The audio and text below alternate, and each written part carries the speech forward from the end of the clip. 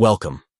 Today, we're diving into a crucial topic that many of you may not be aware of: restricting Gmail from accessing your files and media.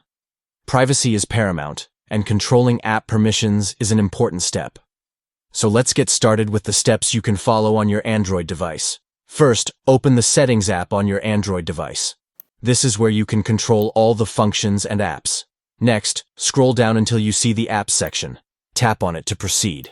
Now, continue scrolling down and find Gmail. Once you've located it, give it a tap. You'll see various settings related to the app. Here, look for the Permissions option and tap on it. You're almost there. Now, find the section labeled Files and Media. This will show you what permissions Gmail currently has. Finally, tap on the circle next to Don't Allow. And just like that, you've successfully restricted Gmail from accessing your files and media. Taking these simple steps helps ensure your privacy while using the Gmail app. If you found this guide helpful, don't forget to like and subscribe for more tips.